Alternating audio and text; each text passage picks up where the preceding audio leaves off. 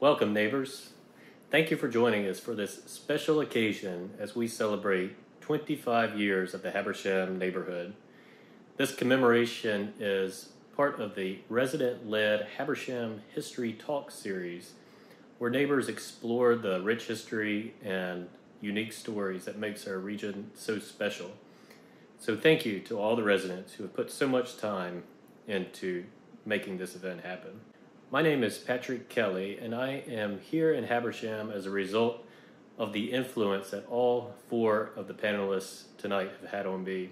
In between the semesters of studying landscape architecture in college, I would work for Stephen Davis, pulling old farm wire fencing out of trees with pliers, but he would also give me the opportunity to go down to Seaside, Florida on occasion for new urbanism workshops, or accompany him down here to Habersham for work trips, or sometimes get me on a DPZ design charrette. In fact, my first design charrette was for the Cherokee Farms master plan, which Tom Lowe led that charrette and Eric Moser also participated in. After college, I worked for Tom at DPZ, designing new urbanism projects all over the Southeast, and continued my connection to Habersham as we would come down and sharpen our pencils to refine the new phases as they were brought into the development. After several years, I wanted to be more involved on the implementation side of things.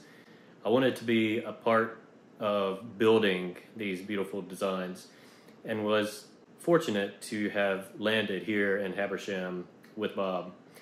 To me, what makes Habersham such a special place to be a part of is the achievement of a beauty in the built environment that is able to stand along with the beauty of the natural environment. If you think of how beautiful natural creation is, and understand that we as humans are part of that natural world, it creates a desire to pursue excellency and beauty in anything that we create. And what these four founders have done is create a beautiful urbanism that is balanced by the beauty of natural creation. Living and breathing this every day with my wife, Lauren, and our 3 kids makes me so grateful for their vision and implementation. I'll never forget Andreas Dewani, who's a founder of the New Urbanism and a renowned urban planner, stood here in Habersham in our town center and stated that Charleston was one of his most favorite cities because of this balance of urbanism and nature, and that Habersham was unique in that it was able to achieve that same balance. In this panel discussion, you will hear from the founders themselves on how they were able to create this balance and some of the amusing stories that happened along the way. I hope this special presentation helps you to better understand how your neighborhood came to be and how we can continue to carry the vision of these founders forward as Habersham continues to grow and expand into the next generation of neighbors and development, which you will hear more about. So thank you for being a part of this momentous occasion, and I hope you enjoy the discussion. Good evening, I'm Hannah Sliles. I'm the chair of the Habersham History Talks, and I want to welcome all of you tonight to a very special event, the Vision of Habersham, which coincides with the 25th anniversary of Habersham. We're very fortunate to have 4 masterminds behind Habersham who will share their vision and how wonderful this community came to be. Before I introduce our wonderful moderator, please make sure you turn off your cell phone.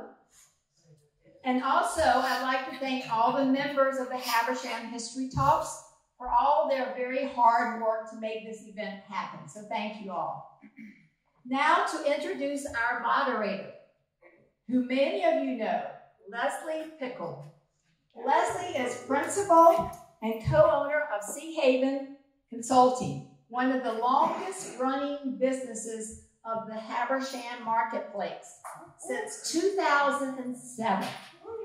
Impressive. Prior to moving to Habersham, Leslie was managing director of the Seaside Institute in Seaside, Florida, and director of the National Builders Association. She came to Habersham as a well-respected nonprofit organization manager focused on the built environment. In Habersham, Leslie experienced firsthand the joys of community building as the founder of the Habersham Merchants Council. She was also the Habersham ambassador, and I still call her Miss Ambassador, at the Habersham Land Company for over 5 years. Recently, Leslie has expanded her nonprofit manager portfolio to include 3 additional organizations. One as the managing director of the Urban Guild, comprised of traditional architects and urban planners, many who have designed projects here in Habersham. So please welcome our own Leslie Pickle.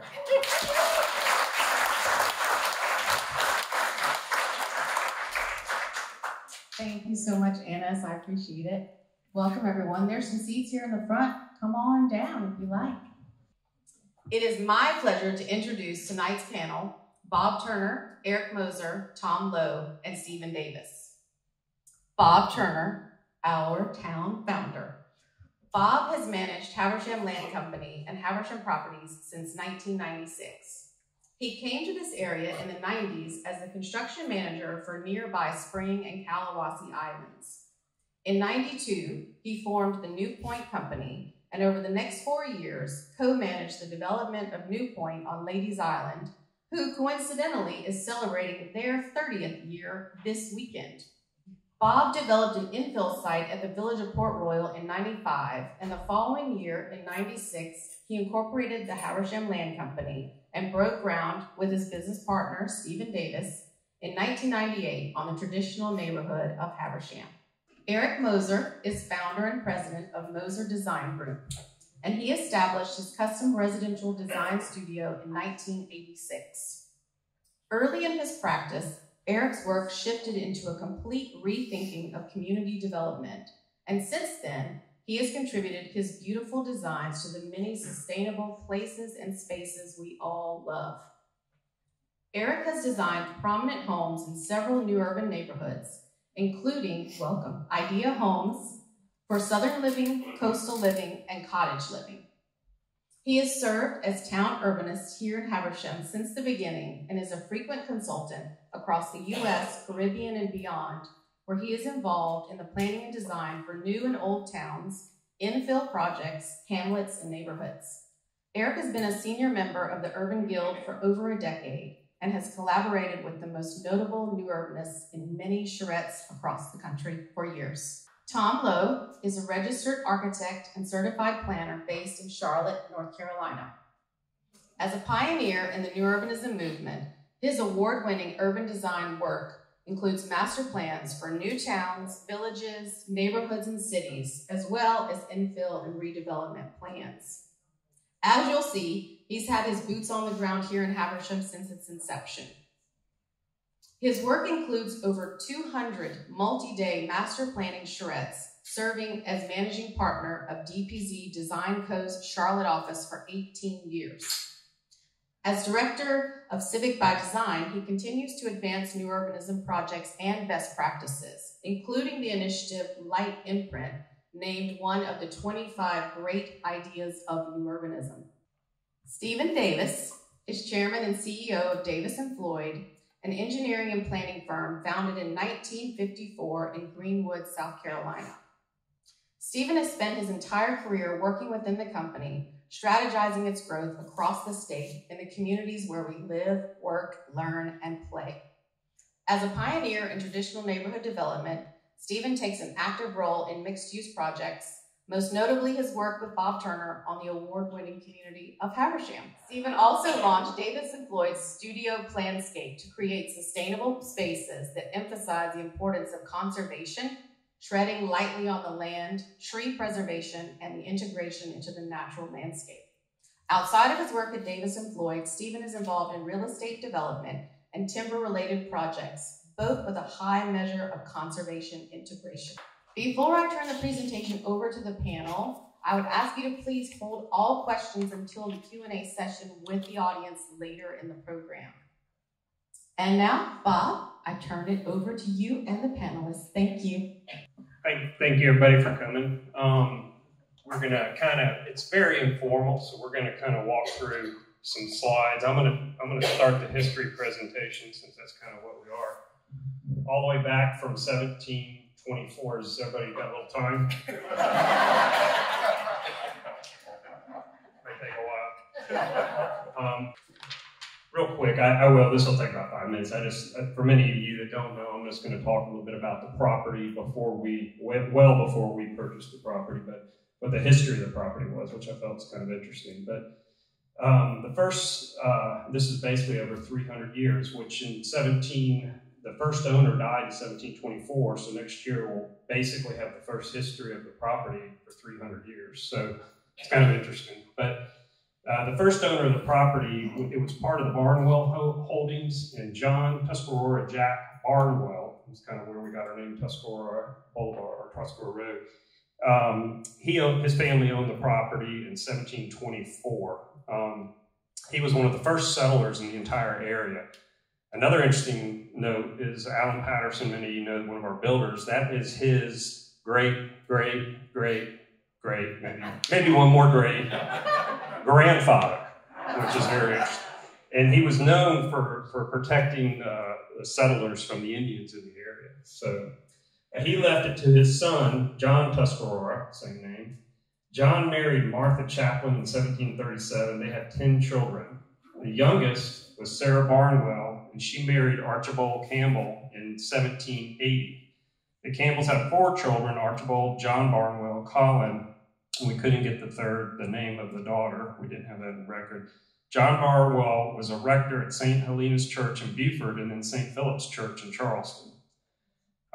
Then Colin Campbell, his son, inherited the property in 1820. The Campbell House is approximately the location of where the Tabby Ruins, it is basically, we think, the Tabby Ruins on West Haven Park.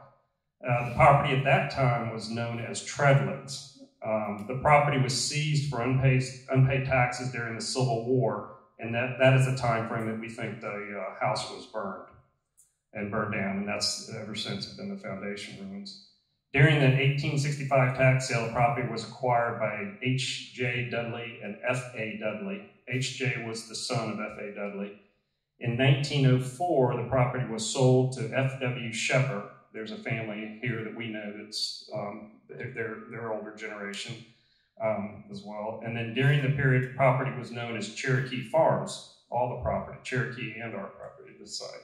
In 1905, the property was sold to Dr. W.R. Eve, whose family owned it until 1987. The Eves built 4 houses and a barn along the bluff called the property Ocean Bluff and Eve Farm. In the 1930s and 40s, the River Retreat Island was the location of an old oyster factory. In 1987, the property was sold to a group of investors, and they created the first PUD for the property. Which is that. The property was then sold to a family from Naples, Florida, and then we were able to secure the property in 1996 under Habersham Land Company. So that's just kind of a quick history of how the land came from history to now. So, and Tom will talk. Tom, let's see, Tom, you probably, why don't you pick up right here, but this being the original master plan, we thought this was just kind of interesting. This actually was permitted for 1,100 units, so Tom can talk more about from that point. One quick thing, when we bought the property, we kind of brought in the dream team, and Tom will go into that, but DPZ planning, Tom worked for DPZ at the time, and I knew Tom before that, and we wanted Tom on our team, and Tom's been great, integral part ever since. Okay. So just a little bit more background where I came from. And I'd like to say maybe like 3 really lucky things that happened to me. First one, I met my wife, Ann, who's sitting over here. And we're celebrating our 35th wedding anniversary this week. So, then, and when we were first married, I was this kind of burned out corporate architect and saying, you know, this isn't turning out how I expected. I'm just designing buildings sitting in parking lots. And then I discovered the work of, talked to a few people that pointed me to the work of, you do the next image. Okay. Under this one, it was with Plater-Zyberk, who were in 1983 had designed the new town of Seaside, which became very popular in publications like Southern Living Magazine and got them on the map.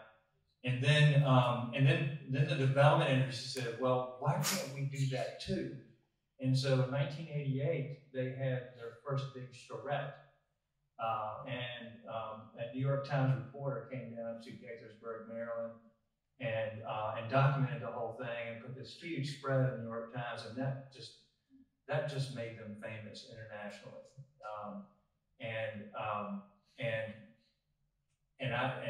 In 1988, they kind of hit the ground running, and I showed up in grad school. Part of what they did, because they were so brilliant, is to start a graduate program at the University of Miami and learning how to understand how to do this, so they could train the whole group. And I was in the second graduating class.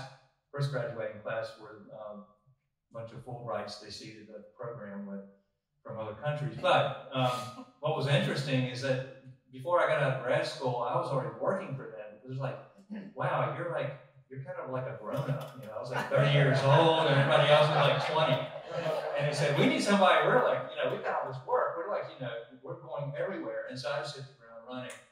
And we, every 3 weeks, we're on a plane off to another place. You know, and this went on and on and on and on. It was just incredible. I saw the world literally with DPZ, phenomenal work, and so successful. When Ann and I had our son in 1995, we instigated an office back in Charlotte, where we're from,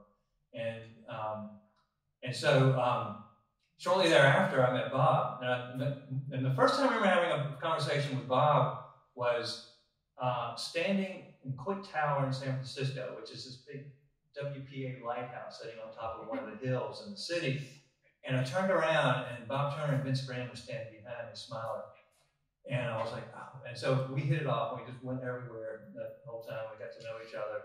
And then, I guess several months later, he said, you know, we're going to do this project. Let's go for it. And so I, you know, after all this kind of stuff happening everywhere else, I was so excited about this project. And so, so that second lucky thing to me was learning about new urbanism at DPZ. And the third thing was meeting Bob Turner, who subsequently introduced me to Stephen Davis, Eric Moser, and some of the most talented people that I've been associated through him with over my career. And literally Bob has been a big part of my career success, simply because all I have to do is show people Habersham. And in fact, this week, when I came down here, I brought a developer team from the Tyler area of Virginia, and we just looked around, and we drove out, you know, from Beaufort, and as soon as he turned the corner, they just like, and they literally said, wow, and their jaws dropped, and they were speechless. It just, car stopped, and they just stood there. And you all know this, that happens to everyone. And that's just the power of the success of Bob and everyone else that's contributed to this. I just want to start off that way. And so so this is a great to see the title here. You know, in 7 days designing a new traditional town. You know, people are like, wow, how do you do that? And so that's what we did. And so we went through, I think the next series of images. This is our team. Here we are. You know, and you know, some guys, I don't know what the fashion was with it. What was that? I don't know. Lack of tailors? I don't know. But anyway, I think Bob still looks the same, Steve. Eric, you know, still dashing. So, a little bit older. But anyway, it was a good group, and all those folks have done. The Asian person, Iskandar Shafi, is a neurologist in Malaysia, in some country. I mean, you just don't know where people are going to end up. And other folks, you know, Jim Stevens, historic concepts. Jim Strickland. I mean, yeah. His company, Historic Concepts, out of Georgia. You know, his son's he's still doing incredible work. Dimitri Bacchus, he was with DPZ forever. He was actually their Asian connection. Javier Iglesias is still with DPZ in Miami, but he also has a home up in Tryon, North Carolina.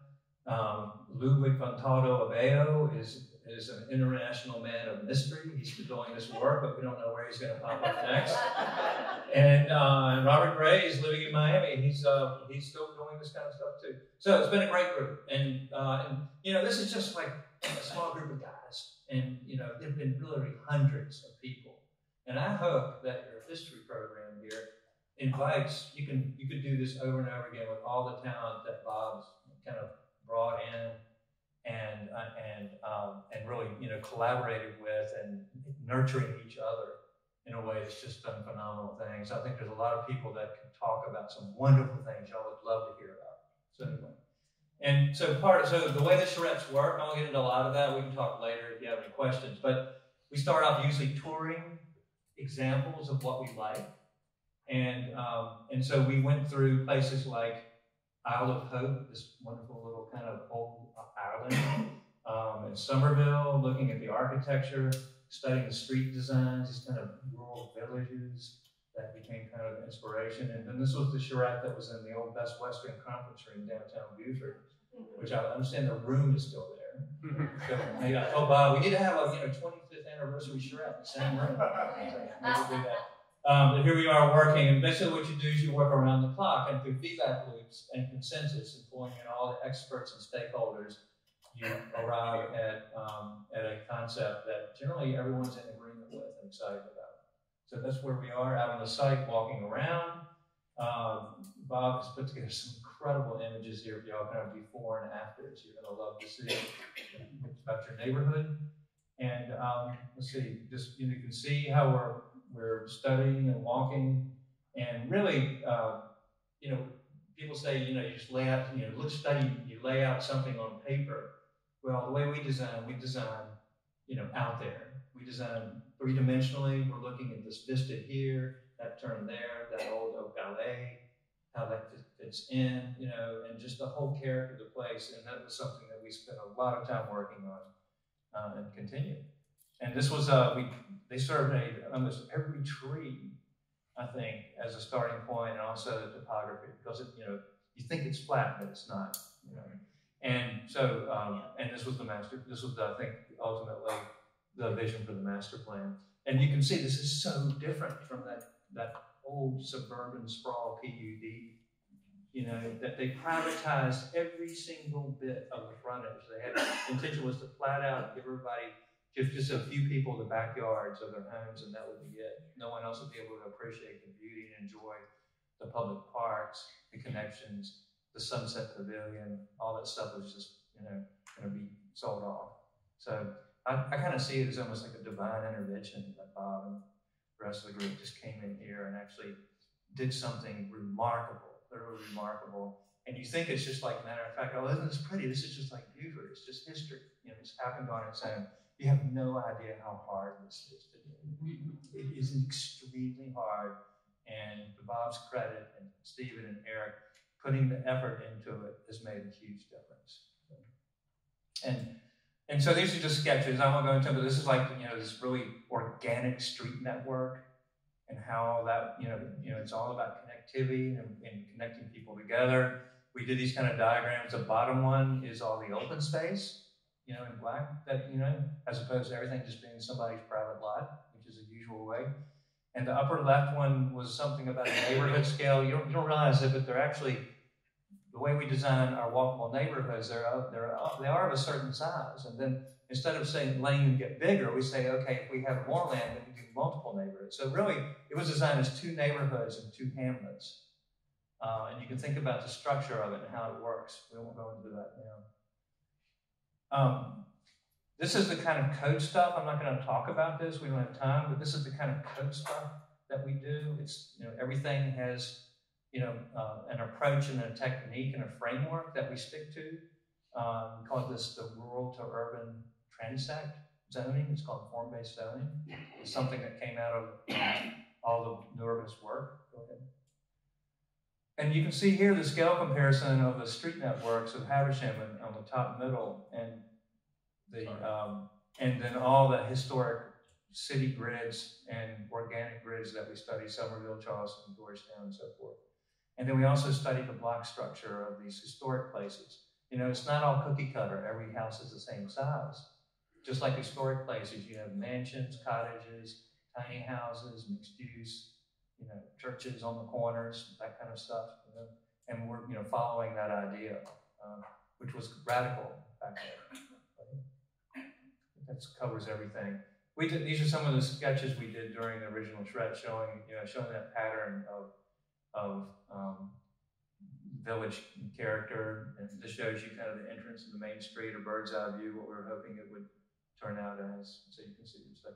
And I was gonna, at this point, I'm gonna cue Stephen Davis, because Stephen Davis really, really made a huge difference in terms of traffic calm streets, the idea that, you know, bigger streets aren't better streets. He brought that whole culture to this, which was actually, I think, he made a huge difference. I think I got one. That's a tough act to follow, right? Tom Leno, when you talk about the history of this whole new urbanist movement. So I'm going to back up a little bit real quickly. I grew up in an engineering family based in Greenwood, South Carolina. We have offices around the state. Engineers do what engineers do, right? We usually get stuff out of the way, and we grade and drain and whatever. But I got, it was quickly determined that I needed to get out of the office from designing water and wastewater, trickling filters and hydraulics. And I got, first project I worked on outside of that was Brays Island. So many of y'all know Brays Island down in the low country in Beaufort County. And that was a real treat because I got to work with Robert Marvin, who was one of the grandfathers of landscape architecture in South Carolina. And Mr. Marvin, we worked with him on state parks around the state. Really, really interesting. So I remember being 10 years old and catching brim on my father's dock when Mr. Marvin would come spend the night with us, and just listening to these visions and these dreams of how to make places better. And then fast forward, graduated from the medium security college in Charleston, the Citadel. And I started at Brays Island, Mr. Marvin, and a host of good folks. And then that parlayed over into Spring Island. So that was, I characterize that as some of my most fond professional memories. And that's where Bob Turner and I met. Vince and I first met in 1989, and Bob and I met in 1990. Robert Marvin had been largely, his fingerprints were all over Hilton Head, and particularly Sea Pines with Charles Fraser. Jim Chafin, Jim Light, who developed Spring Island, spawned out of Charles Fraser's Sea Pines. And so you had that one model of Sea Pines. They then looked at Spring Island, fell in love with it, bought Kalawasi, owned Spring Island. Said once they went on that piece of property, said we have to buy it. We don't know how or where or when, but we're going on. They did. We got involved. Got to work with Mr. Marvin again and these guys that were really the best of the best in their businesses at the time. And Vince Graham came. Vince moved into downtown Beaufort, fell in love with the whole urban fabric of Beaufort. He and Bob had been friends in Atlanta, in high school together? Grammar school. Man, that's a long time. So, and they were, you know, everybody was collaborating together on Spring Island, and they caught the bug. And they said, hey, we got to go do something. And so Port Royal, it was first Newpoint. So Newpoint, Bob and Vince said, hey, we're going to jump out of the plane and learn how to fly on the way down. They became developers, and they asked us to do the engineering, and then subsequently Laura and I built one of maybe the first spec homes in Newpoint. And subsequently, when Bob and I started Habersham, we just had that itch, and we wanted to do something great in Beaufort. And we were looking around, and this property found us. And some may say we found it, but it found us. And we said, we got to do something. And Jim Strickland, who was on the screen earlier, and really somewhat of a mentor, we rode him out here on a tractor and a bush hog. Said, hey, this can be great. You can't see anything now, but it can be great. And so, to Tom's point, we backed up and said, if we're going to do this right, and we're going to create the place that we hope will be, develop that patina with age, then we've got to first identify how to not screw it up. And this was a Jim Chafin line. He said, the good Lord made this special piece of property. Our job is to not screw it up. If we do the right thing, it will create a good place, and it will. And one day, I'm going to tell this story. Bob and Maureen will remember it. We said, look, wouldn't it be cool one day to be sitting in downtown Habersham, and particularly me, y'all all know Bob. But I said, we're sitting there with our families, and people are just digging, living here, and we were sitting New Year's Eve or the night before New Year's Eve at what is now Miramare. Yes. And all of our families were there. And there were these couples from Brays Island, visiting couples in Habersham, and the folks in Habersham were talking about how great it was and how much they loved them. They're doing what we wanted to do. They're saying it. It happened. I was on Hilton Head. I got there in 1984 after school and started my design firm in 86, incorporated in 89, and was doing customers' work architecture there. And just not loving it at all. But I had a builder friend who said in 1992, he said, hey, I've got a developer guy in Buford that I really want you to meet. So he set up a lunch with Bob Turner and I, and we had, I think, shrimp Subway sandwiches. I took you out. That's right. I said, I'm coming here.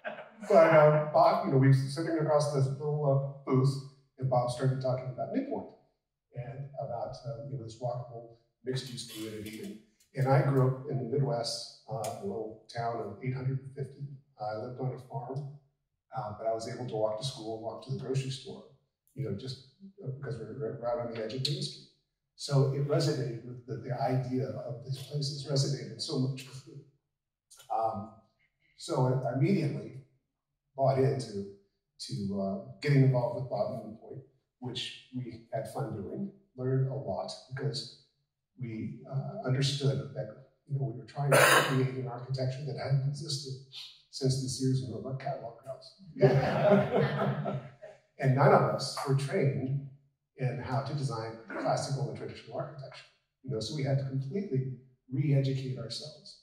And it was great fun. Again, it was a pretty short, Newport went on, well after Habersham started. But Habersham is where we really started to develop the fine-grained architecture of these traditional towns. We toured many of the South Carolina towns, North Carolina, down to Florida.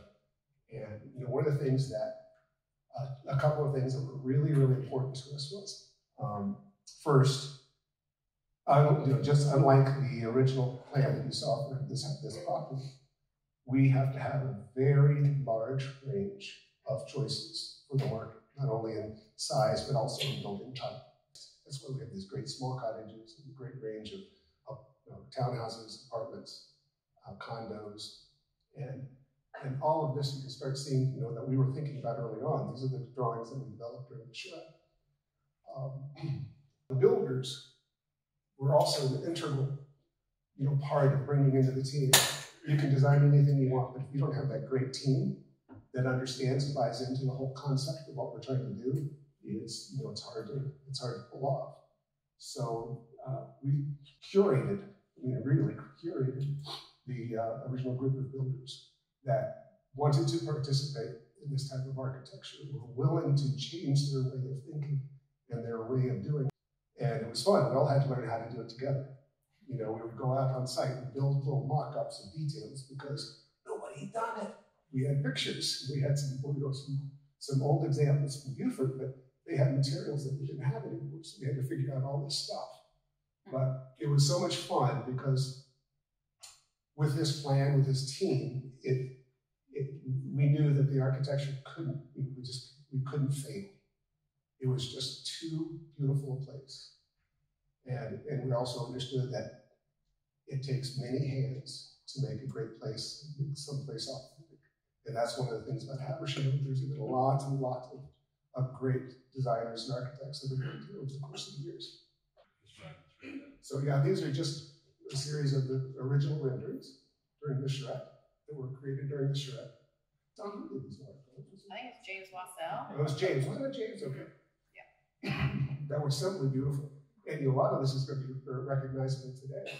Yeah, I was going to say a lot of it. These were kind of amazingly enough the first apartments that we thought in 1997, I guess, when the charrette was it. This was conceptual. So anyway, so we started pretty on a tight budget. As you can see, this is the world headquarters right here. Anyway, this was a building when we were doing the Port Royal project that the city pretty much gave us if we could get it and move it, so we did. But this was the start of Habersham. This was the building after we finished with it. So, by the way, there was a recent article about this as being a haunted. Yeah, Port Royal. It was haunted. We were in it late nights. Bob salvaged the location. Yeah, and also, if you put a golf ball on the floor, it would roll, so I know it was haunted. Not that it was leaning, it was just haunted. This was the first office. This kind of showing our sign out front. People were like, what are you doing? Where's Habersham? And this was we stepped up. This was the on-site office. Again, on a budget, as you can see. I think that's Eric and I talking about. Yeah. And then this was our first kind of nice office. This was a model home, the first home that we had as a model home and an office. This is over on Mum Grace Park. Actually, and it's amazing. I think you can see those trees. You can see the right on the guy in the blue shirt to the right, how those trees have now completely canopied that road as you're driving down Mum Grace. This is back in the days when we had our 10 residents. And yeah. We'd have our little events, and Bob and I would get on the mowers and mow the park. We'd have to cut the grass before the event. So this was, and of course, in our latest office, and this was when it was getting built. There's the team, the original, the Habersham Land Company office staff. Stephen, myself, Roger, who is in the back, who's now working as a town architect in another project. Peggy, many know Peggy in the front. And Colleen Brandt, who works with Josh now as a builder. Yeah, isn't that crazy? That's all. So we kind of figured the best way to talk through the history is how the phasing would probably be the easiest way to show, and we'll kind of go through this fairly quickly, but that area was the first phase of the property. One of the things that we knew we had to do to get financing, we had to sell some marsh front because nobody knew what the rest of the project was going to look like. And of course, everybody was like, you guys are absolutely crazy to be out in the middle of nowhere to do this. And so we knew that one thing that would sell would be that marsh front. So we pre-sold several lots along that marsh front, and it gave us enough money to go to a bank. And then the bank finance program that we did to get the project off the ground. So that was kind of the first phase. This is the entrance. It's all that was there, which is kind of interesting. So what I did the other day is I was going, we didn't know, like I say, John found this box of photos a couple weeks ago. And so I was culling through them and pulling negatives and pulling pictures. And so we kind of worked with that. But so what I tried to do was go before and after as we finished. So that's, you can see the difference. I'll go back on that. Look at the trees. Now watch that. So that was kind of fun, and so I ran around trying to remember where all this stuff was. That's the other side, where the firehouse is, and there it's kind of looking on the other tree on the other side. And this is looking down as we're you can see we're still installing irrigation. You can see the post office in the background. That's the exact same shot today. And there's another one kind of looking at the post office. And that's today. So, things evolved, and we built we initially had it as just a boulevard as you came in the neighborhood in the front, just so it looked like a nice entry. And then, but we knew knew eventually the town center was going to be built around it. And then we incorporated the little park in the middle with making it more urban, where people could sit out there and stuff like that, because it was just originally a little green area. This is looking down toward the big oak tree.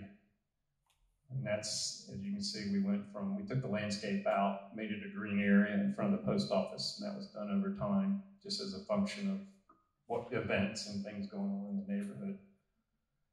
This is the big tree.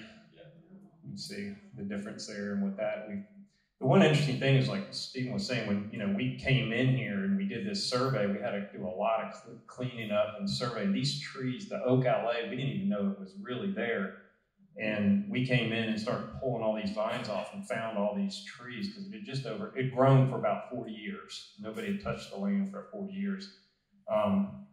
And Paul Eve, who was on our initial Shred tour, his family who owned it, he was telling us all the stories about the school bus would go down, which is now Habersham Boulevard, in between the two oak trees that are almost grown together. Got stuck one time, I think. And that was the road. It ran all the way down to the park, or to the marsh, and that's where their houses were. That's kind of, sadly, that's the tree now. After it split one year. This is going down St. Philip's. This is going down toward going up it's going up St. Philip's toward the town center. Because it's a spring of 1998. Yeah. And it was a super wet spring. Yeah. And they were trying to, and of course, phase one was down by Montgomery's Park, right? And there wasn't anything up here. So all the real estate traffic, actually any real estate traffic, had to go down St. Philip's. You wouldn't believe how many cars we pulled out of that. Yeah. So how many Italian loafers, I swear to you. Well, Roger, Stephen will remember this. Roger was our sales guy, so we got him a Blazer to drive around in. And he could bury that thing more than, we'd be over in Port Royal, get a call, I'm stuck. He'd have customers in the car and everything, but we were trying to pre-sell. But this is looking back up. And the reason I just literally had to look at a tree that we recognized to figure out where this was, but that's the exact same shot. And you can see the trees in the middle that were planted later that kind of grew in. And then this is from the other side on St. Philip's, looking on as the southbound side, but looking up northbound. And that's what it looks like now. So you can see that, we saved a lot, but we also planted a lot. This, let's see. Yeah, okay. This is looking down Mum Grace. Look, that's before. Yep. And that's after. You can see the trees there. Yeah, get closer. This is Mum Grace Park. And that's what it looks like now. This is looking down, this is down toward, what's the name of it? Mount Grace, yeah. With the tree, this is one of the things that we got away with, leaving trees in the middle of the street. That was a tough thing to win over with the county, but just leaving trees in the middle of the street to slow traffic. And that's what it looks like now, with the same trees still there. And this is looking back at Mum Grace the other direction. So I would share an anecdotal story from New Point when, codes are codes, and because nobody's challenged them, they would say, hey, this is it, and this is what you're going to do for turn radiuses, road widths, and boulevards, and parking. So back in the New Point days, the fire marshal said, no, we're not going to accept those turn radiuses, and the engineering department, the planning department, did not approve our plans to begin with. And we said, why? We said, well, our trucks won't make those turns. So we convinced them, once we cleared for the trees, we went out and staked in the field the turn radiuses and the road widths, and had we had the gazebo there, and we had the fire truck come out, and these guys did everything they could to try and screw up, and they couldn't. They were like, hey, that's cool, we can make it. And we ended up kind of breaking up an old habit, if you would, of allowing, really pioneering into the new urbanism and creating the more comfortable, intimate spaces. And just think about building a 2-story fire station that no we gave the property, the fire station, but we told them they had to build a 2-story firehouse with a pole that they could slide down. And they did. I mean, which was crazy. So that was like one of the first town center buildings. So it was a kind of a way to get them in there. But that was the deal, and they love it. I mean, they seem to really like being at that fire station.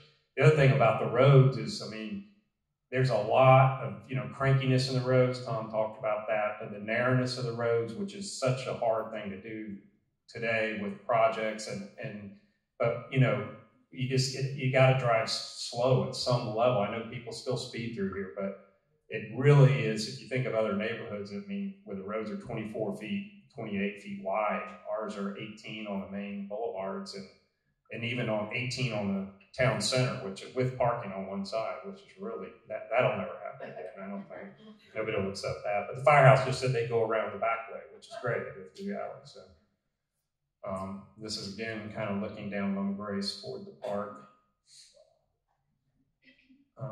This is the office that I was showing you earlier, the house on the corner of Mama Grace, under construction, and this is before any of the houses were built on Mama Grace. And that's all the houses now. Very first house that went in was this cottage.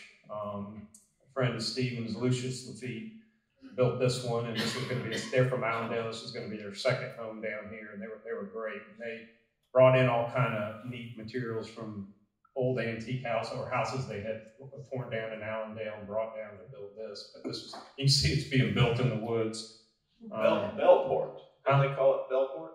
They have, yeah. It's a little, but that's the house today. So and then it's but the very first house. This, Mark Dixon. That's actually him in the picture with the builder, and that was Eric designed that house right across. It was actually right across the street from his house. I think we're building that on generator power. Yeah, that was all generator power, and that was dirt roads to get to it. But we wanted to get stuff up quick as we could, which was, surprised the county let us do it, but we wanted to get stuff up as quick as we could. It's a little easier to do things back then. There's finished house. So I'm gonna real quick go back to the architecture piece when we were all in that room down at the Sea Island Hotel. And one of our guest architects was Stephen Fuller. And if many of you remember, Stephen Fuller was doing all of the early generation Parade of Homes, Street of Dreams, really a heavy suburban model architect, but he was a really fun guy and a cool guy, and he was very talented. He participated in the charrette, and he did a great job along with Eric. These guys were pioneering. Remember, this is 1996, 7, and he wanted to continue to do some of this stuff, and he did a little bit, but he said, I would get back to my suburban office in Atlanta, and there'd be 40 or 50 faxes. This date's what was going on at the time we started. He said there'd be faxes that would be on the floor in the morning for, set up $850 plans. He goes, I got to keep doing what I'm doing. And so he was great to have from the get-go, but he was a fun part of that. He was, matter of fact, a big tribute was the two sides of Mama Grace Park. Were essentially, I think every one of those are Stephen Fuller's house. Yeah. They're very, very similar. Yeah. And they just really, that was one of the most important things, because you have to, the whole idea of that phase one is you got to tell the full story. Right? So the park. And parks and sidewalks, streets mean nothing without kind of this fabric wall. Right? So these houses, they created the wall of the parks, they created the rooms that are the parks that make them so endearing. And that was a great example, because for someone to say, hey, listen, we're actually going to build the same house over and over again, right, for a little bit. You can make that work, and that's a very traditional way to do it, but it's a matter of degree. Anyway. And to finish that, Eric stayed the course, and he continued on the quest to include houses under construction on generators in the woods. So he's been all over this. Well, I didn't, when we first walked this site, we walked the entire site. You saw the beginning of the walk. I mean, literally, we started here and went straight out to River Place, and actually went to the west side too. Walked all the way around Eve Creek. And when we rounded, there was a big group of us, and there were ticks and deer. It was hot.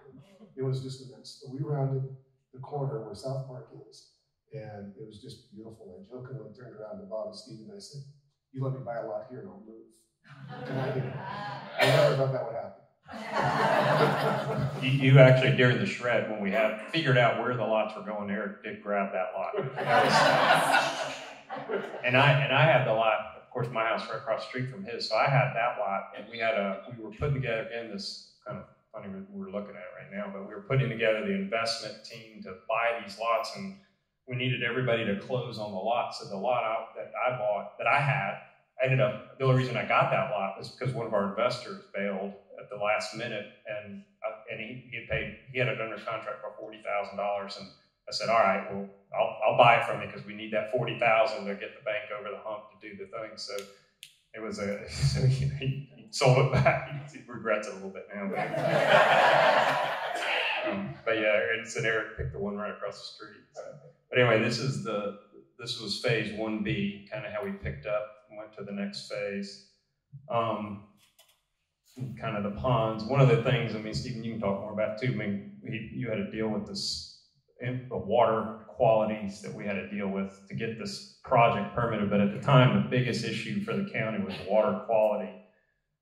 And so all the pond systems are connected. There's like one pond it'll dump into, then it'll go from that pond to another pond, and then it goes from that pond into the marsh.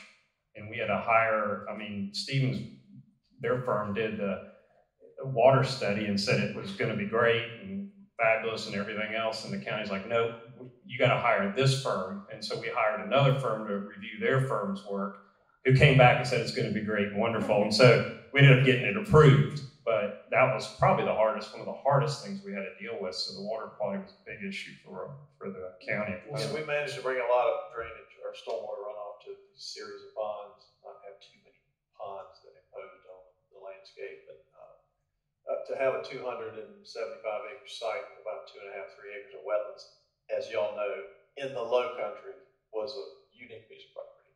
It's one of the few places that you'll find that the stormwater runoff isn't directed to some kind of fenced-in grassy thing, right? So actually, it's one of the first examples that I know of where it becomes, a beautiful asset of the neighborhood. And this is what Tom's done so much with its light imprint work. It's just amazing. Yeah, they don't have to be ugly retention ponds. Bob, go back real quick to the phase 1, because it was Tom that, when he said, I'll never forget that, hey, it's a long way, and Bob and I are looking at infrastructure costs, and we're like, oh my gosh, we got to get to the marsh. Tom said it will be episodal.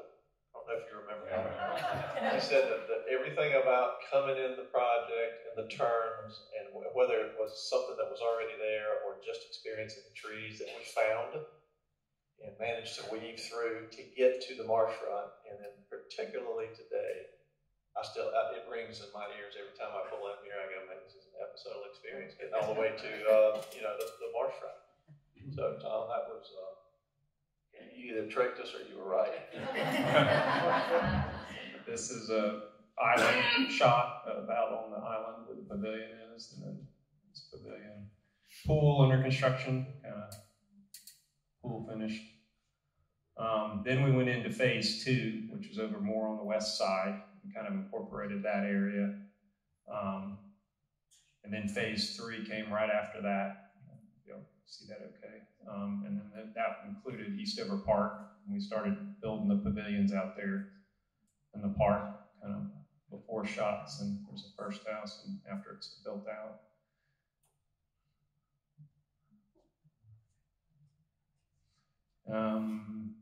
Then we went to phase 4, which was kind of the second major artery through the product. We had St. Philip's was one major arteries, and then Habersham was the next major boulevard artery through.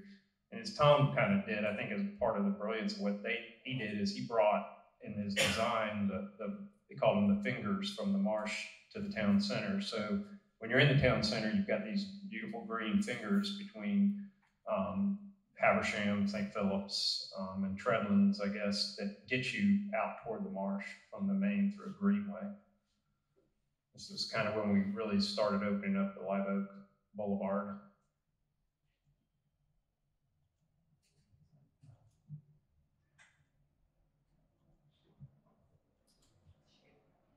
you can just see it. You know, these trees were just, I mean, it was amazing. When we first found them, they were just so overgrown.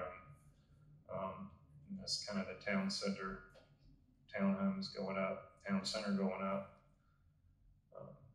Habersham, we started, at this point in phase 4, started bringing in Habersham Park, which actually got a lot bigger. It was one of the things that we, I think, took the risk on, that it was supposed to be a couple tennis courts, I think, which was originally a school site that the school didn't end up buying. So it was supposed to be some tennis. So it was a couple tennis courts, and then we sent a survey out to the residents at the time, what do you want? Which was really risky for a developer to do. And fortunately, it was simple. It was a dog park, a community garden. You're like, okay, we can do that. So a green field. So anyway, we took all the information we got from everybody and kind of incorporated it all into one a large park in Habersham Park. And so then phase 5, the final phase, kind of showing us digging the pond, the final pond. This is along the west side. There's the Tabby ruins. You see before when we found them. So Bob, along the way, I think it was phase 4, and that was maybe 94, excuse me, 04, 03, 04, 05, when pre-08 things had accelerated to a point where you just went, wow, that's just crazy. How are things going to happen? How is that sustainable? And either through a stroke of brilliance or luck, it was Bob who said, you know, we really need, if we're going to differentiate ourselves from everything else that is going on, the balloon sales and the flying a helicopter and go buy this, buy the day, all that stuff, we really need to focus on town center. And so you got Eric Mosier, Tom, maybe Patrick had come along about then. When did Patrick join us? A little bit after that. But Bob said, we really need to create another product and start creating something that makes us different than everything else. So we turned away from so much pressure on the marsh and some of the single family stuff and started developing the architecture for creating the town fabric. And I really think that made a huge difference through that 08 to whatever time period that Habersham had become a place, not just streets and lots. Yeah, not just houses, but then the mixed use really kicked in. And you, I mean, 3.5, 3-story, 2, 3 or more block long Main Street is just unbelievable just to see that. And the fact that they're live work units that individuals can own. It's not just some corporation coming in and putting in businesses, that type of thing. It's just remarkable. We asked a corporation, they wouldn't do it. So a couple of things. I'll talk a little bit about this, but back to what Steve was talking about with the green fingers. Part of what my graduate school was doing a lot of research and studying history in terms of planning, and it was the era of the early 20th century when the City Beautiful movement occurred. A lot of really amazing things happened. That's when the profession of landscape architecture profession started. And there's some famous people that you've heard of, like Frederick Law Olmsted, and then the next generation of his firm, I think it was the Olmsted brothers, that planned all these City Beautiful neighborhoods across the country. There are other planners like John Nolan, who I've done a lot of research on. And one of the things I learned by studying the plans is back then, they had the idea is they really wanted these places to have a strong connection with nature. And if you study the plans in detail, you can see how they were very strategic about bringing nature into the most center point of civilization, the town center, the city square, and how you did that so that everyone that lives there always had a connection with nature, even in the centermost point. And so when we started studying these marsh fingers, I was like, this is going to be wonderful because we can bring nature all the way into your Main Street, and the green boulevard that comes down Main Street is really the beginning of that and the connection. It's so important as you live and you grow. The kids, like they say, last child in the woods, nature deficit disorder, all these things about kids. The idea is if they have a connection with nature, so that you can be on the edge and you can start in the center and go all the way out, or start on the edge and walk all the way in on the green fingers and have that connection with nature. Or you can just walk through this incredible neighborhood full of front porch houses. So you have these choices. There's so many ways of getting around that are wonderful. And so that was the first thing. The second thing is these diagrams here, this came later because of Habersham's success. The whole idea within this region of being in the low country, and everyone was so concerned about the environmental degradation and suburban sprawl at the time, just ruining this area, that there was a lot of pushback, and there continues to be so in terms of growth and development. And every time someone proposes a development, everyone just comes out to fight it because it's like, that's what we do, which we fight everything about, development because it's always bad. It's a downward trade from what we had. The thing that Habersham has proved is that it was at least an equal trade. But actually probably most people think it was, basically a better. And what happened with Habersham is it's so compelling, justifiably, that people believed that great places could have happened. And so when people said, okay, we're going to grow, let's grow in a great way like Habersham. And so everybody was like, okay, if we can do Habersham, then we're okay. And so at that point, the county was like, well, the zoning that they use, the form-based codes, that's a really good template. Maybe we should think about letting other people use that versus just going the same old sprawl over and over again, like, on autopilot, like Stephen said. So Habersham influenced the entire region to the point where the county commissioned updating their zoning ordinance. And as part of that, they wanted us to do a regional plan to say, on the model of walkable neighborhoods, what would that look like? And so these two diagrams, the one on the left is kind of more of an illustration showing identifying areas, we call it back then, we call it smart growth, where the walkable neighborhoods were, and also maybe even some of the more kind of town center areas. And then these were kind of like in the targets on the graphic on the other side. The targets were kind of what we said, these are receiving zones for development on the model of walkable neighborhoods, basically the Habersham model, and this became the template. And then what that actually has done is actually created Beaufort County. This whole area now is considered one of the best examples, national exemplar of basically quality growth.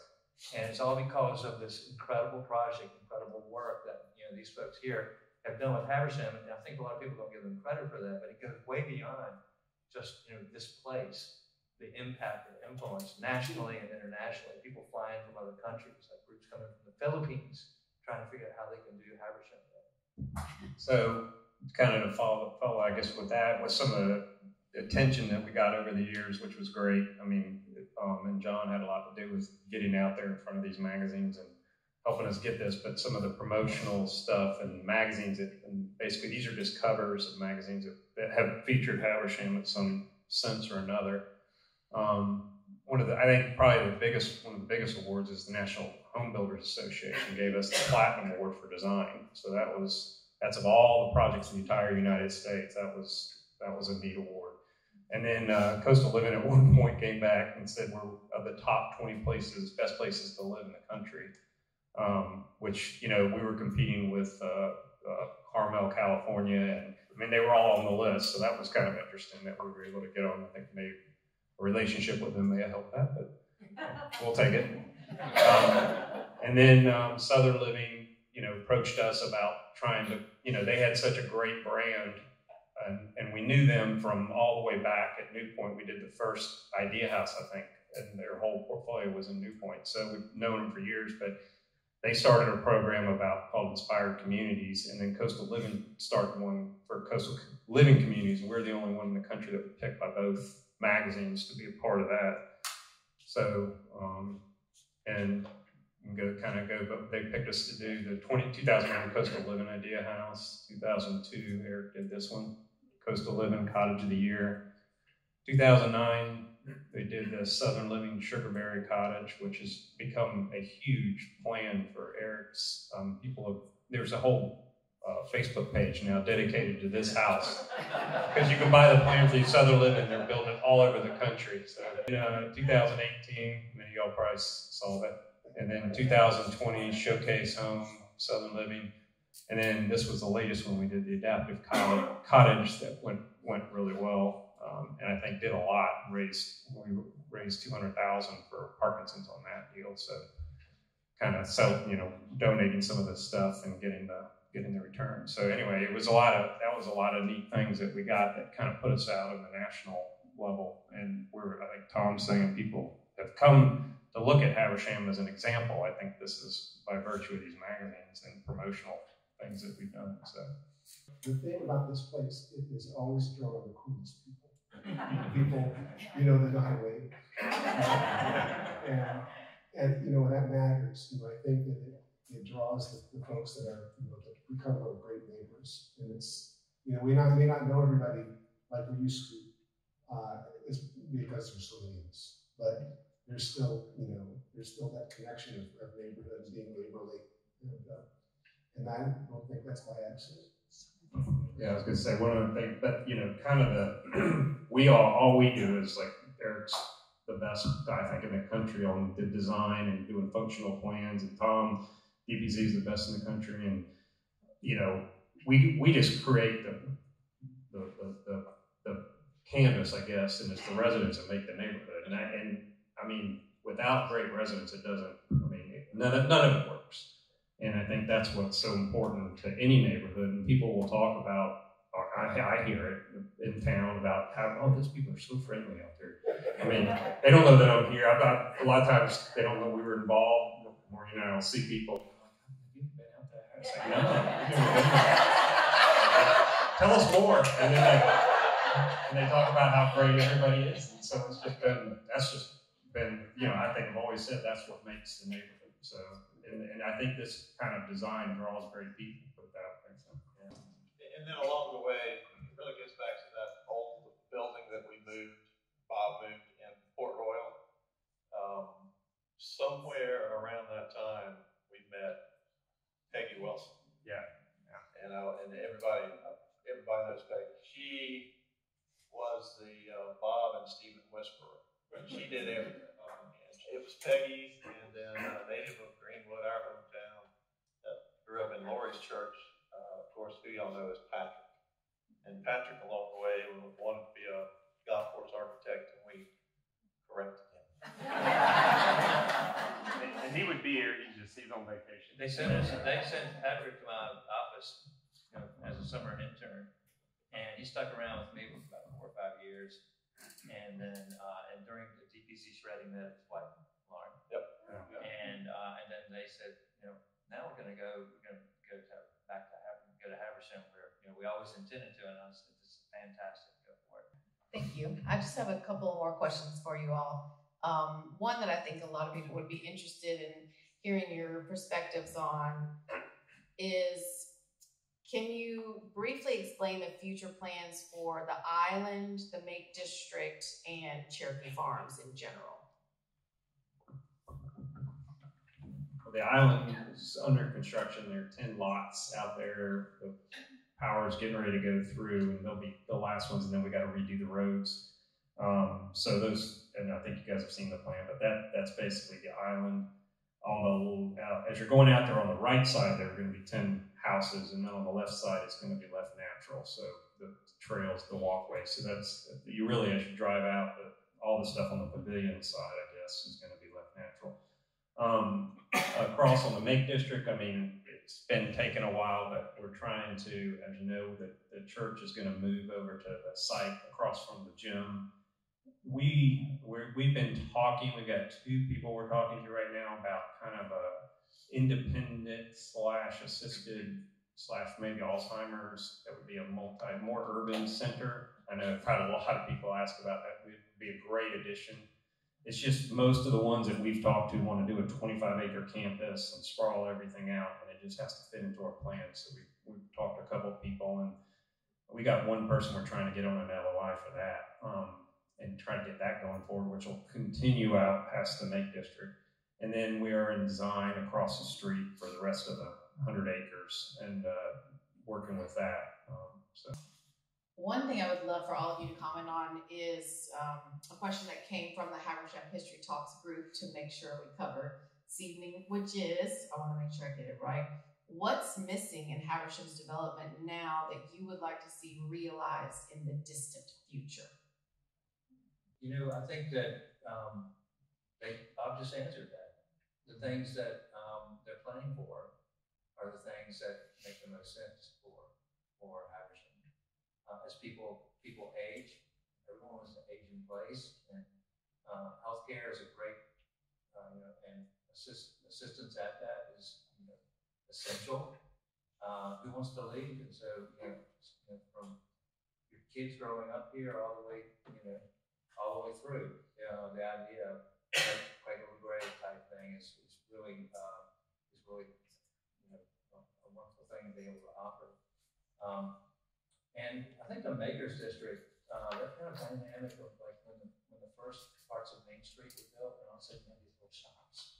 The dynamic, it changed the whole dynamic of the way Habersham felt. And I think the Makers District, as that grows, becomes kind of a downtown almost. And just the fact that more people are around during the day and working, you can walk to work and that type of thing. I think so. That could be something that would make the dynamic more exciting and more real time. And you always have a connection with nature here. That's not going away, and that's what's so wonderful about it. This is a tribute to Bob and Stephen, and that is Beaufort County has a middle class, has no industry, right? So these guys have hung with this relatively small project for 25 years, never compromising, never dropped. They rolled through the recession without doing the deep dive like most developers did. But the beautiful thing about that patience is it gave Habersham the opportunity to evolve, and that also comes back to the Tom's plan.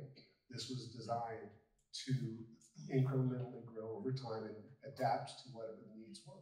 I have a question. When we were looking here, I asked, why are some streets have curbs, some don't, some have sidewalks, some don't, and then we get into that. Great question. Good question. Awesome question. Tom can Thank answer you. that. Well, that was part of that. Not in a lot of detail, but kind of that rural to urban trend. We call it transect zoning, and the idea that on the edges it's more rural, and as you get in more of the town center, it becomes more urban.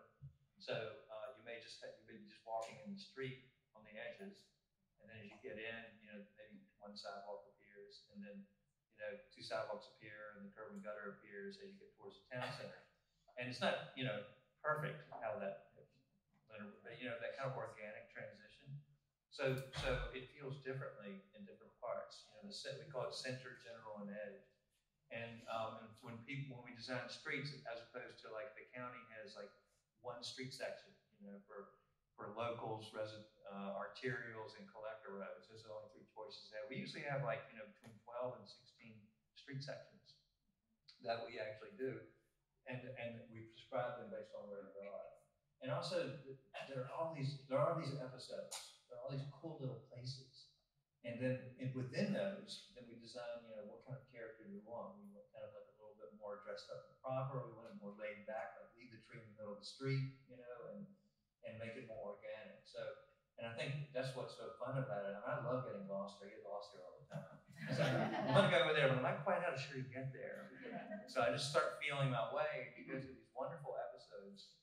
I just like the little rectangular green with the Charleston side yard houses on it. I just love that. It's like a little set piece. Wonderful. I'll say one other thing when we were going through in that same planning, which is kind of like light imprint, taking away all the curves and transferring all your water directly into a pond before it can filter through grass.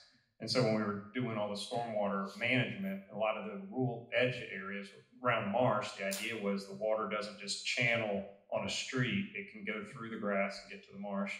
So a lot of those we didn't, it helped a lot by both the vision of what we were trying to do and water protection for the marsh. It was a huge deal. Yeah, Habersham was the model for what became called light imprint, which is our version of low impact development designed for walkable neighborhoods. And Stephen was the one that encouraged us to pursue this, because without him, he would, like that you like, what size street should we make? Well, I guess we're going to have to at least do 20. And Stephen said, no, I want to make them 18.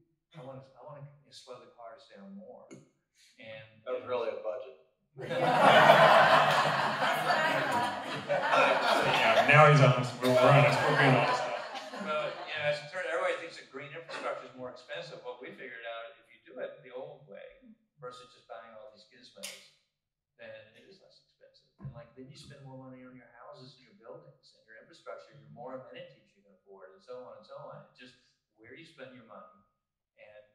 And so ultimately, the light imprint model, we spent a year and a half writing a book called the Light Imprint Handbook. You can order it on Amazon if you're interested.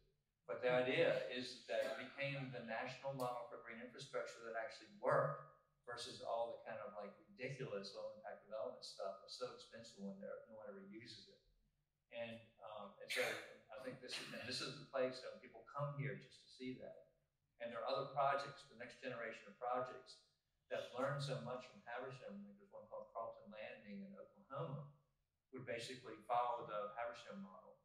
And it's basically the whole place out there doesn't have any underground pipe.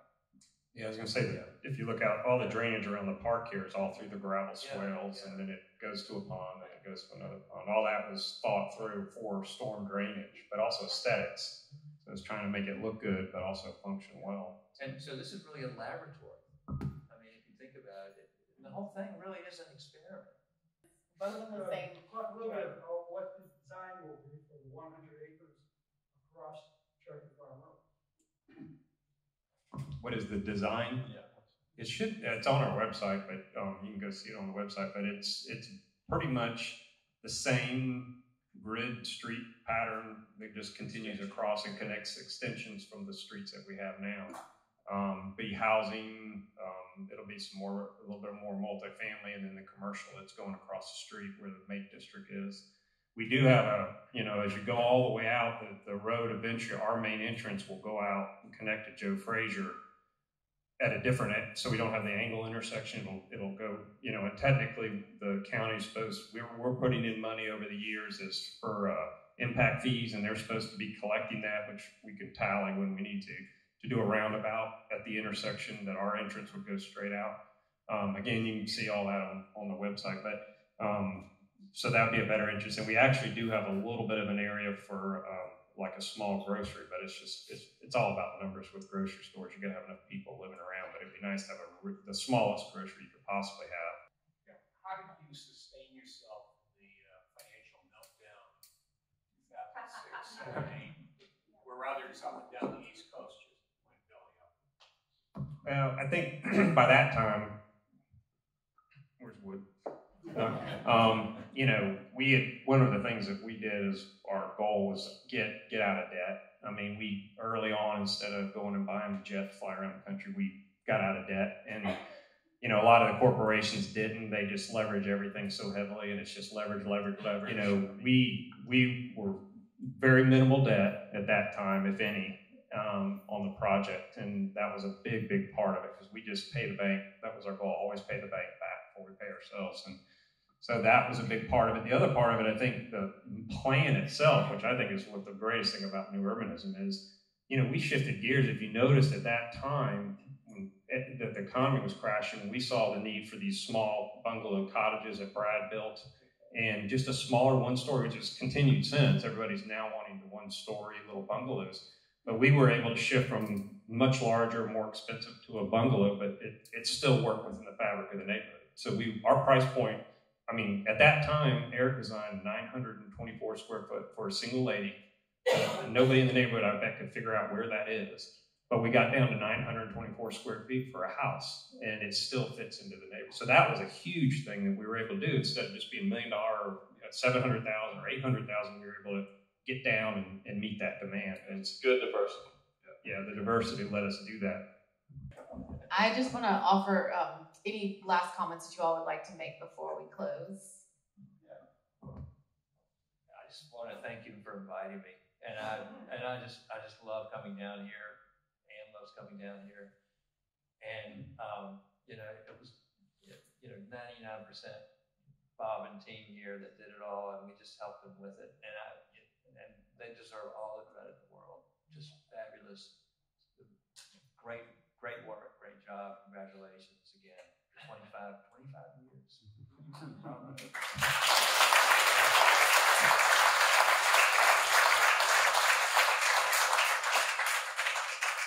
All I can say is that I feel so blessed. I get to live the dream. I love going to work every day. And I developed the opportunity, I was given the opportunity to work in only places like this. That's where Tom and I work together a lot. And it's so meaningful to have had the opportunity to live in a laboratory in a testing ground. and share our experience with others that are trying to do this. But to see this place come through the history that you've just seen, that evolution, has been just the most amazing thing. My kids want to come back, right? They couldn't wait to go.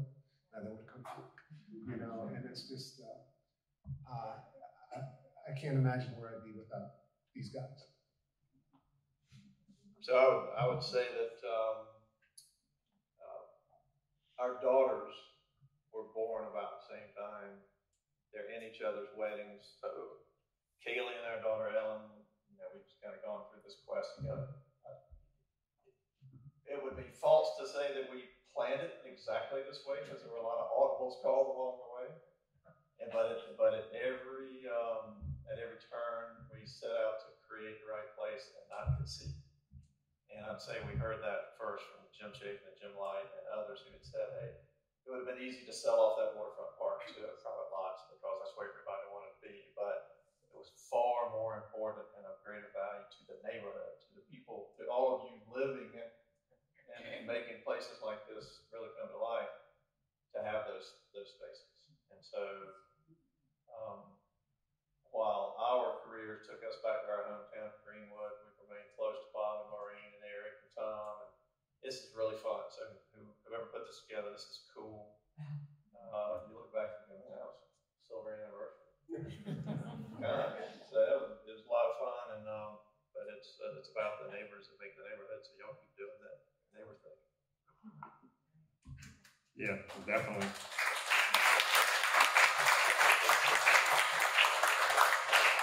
Thank just everybody participate in the common goal, common vision, and if you do that, you can't go wrong. If everybody's pushing toward the same thing, it's not everything's perfect, not everything's but it's it's just doing the best we can. And one of the things that my goal was, since I've living and growing up in Atlanta and commuting to work for a while, an hour each way, I realized that if I'm going to move to the Low Country, I'm not driving more than 10 minutes to work, 5 minutes to work. So we lived in New Point.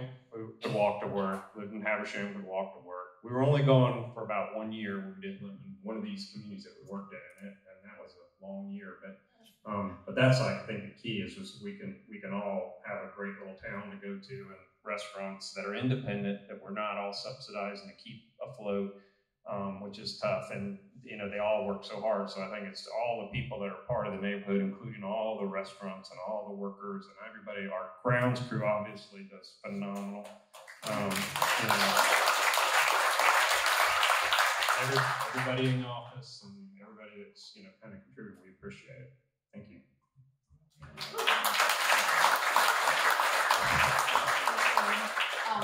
We're not quite finished. I want to, before we leave tonight, we want to honor and thank the tremendous Habersham team of Bob, Maureen, John, Patrick, Laura, Lug, Julie, Angie, Ruth, Elizabeth, and Stacy. Let's give them all one final round of applause.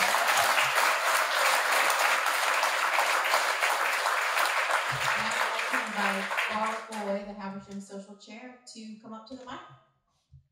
Thank you.